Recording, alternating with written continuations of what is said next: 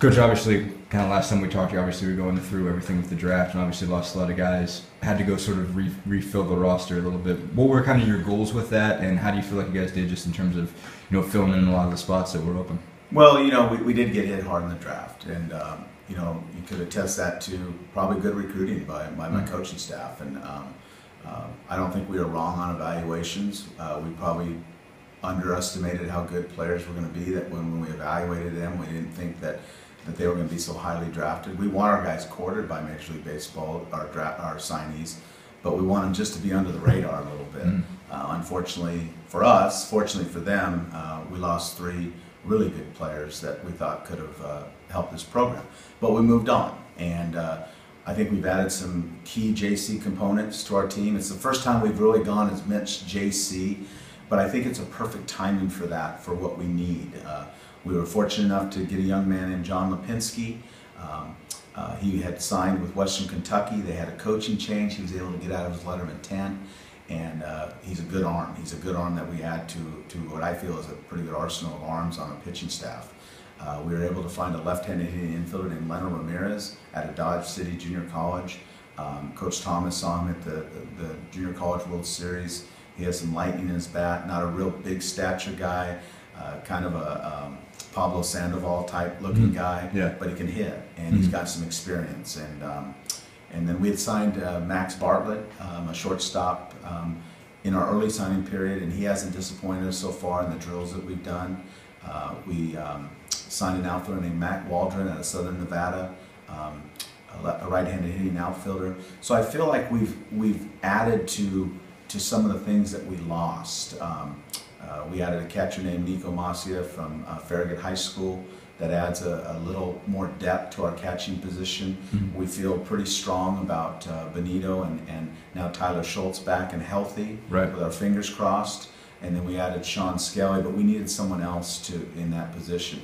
Dom Camerata, that was originally going to leave the program, is coming back, but more as a first baseman hitter type rather than catcher.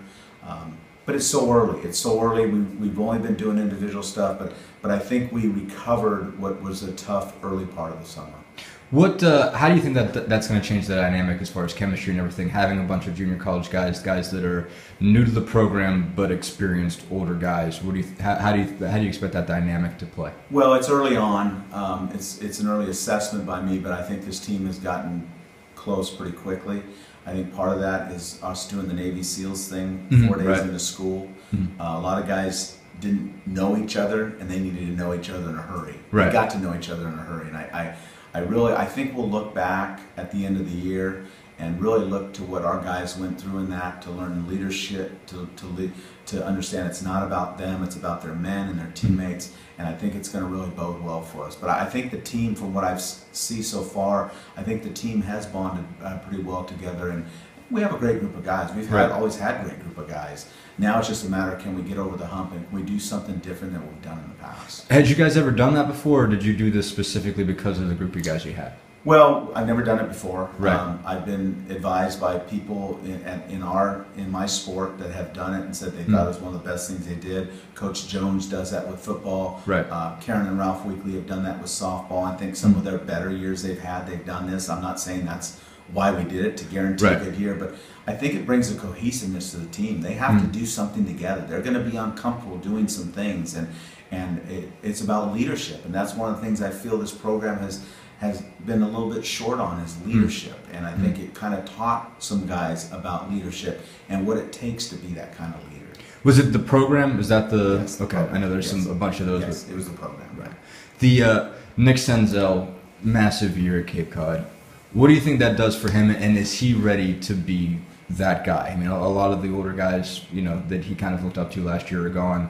Is he ready to sort of step in after the experience he's had to be the guy that you look to? Well, I think he is ready to do that. I think I've seen a normal progression with him of consistency and excellence, and we hope there's even more. But it's going to take more than Nick Senzel.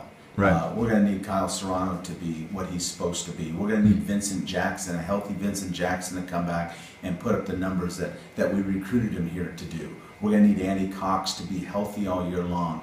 and be able to put up the numbers that we expect out of him. We're going to need Hunter Martin to use his experience of his 2 years here and be that weekend guy possibly. We're going to need the guys of Zach Warren and Aaron Soto, two guys that went out and had phenomenal summers. We're going to need that consistency to carry over. We're going to need Benito Santiago to continue to get better behind the plate and continue to get better offensively.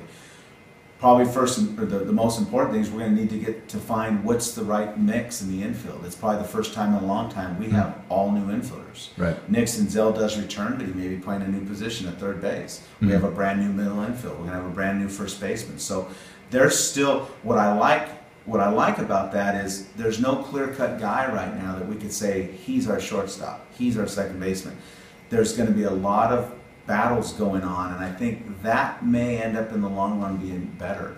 Last year we kind of went into camp knowing who our shortstop and our second baseman was. Right. So it doesn't allow other guys to really get in that mixed battle that they know that they have a chance to play. I think this year it's going to be a little different because there's so many jobs that are wide open. Right. I'm going to show a video.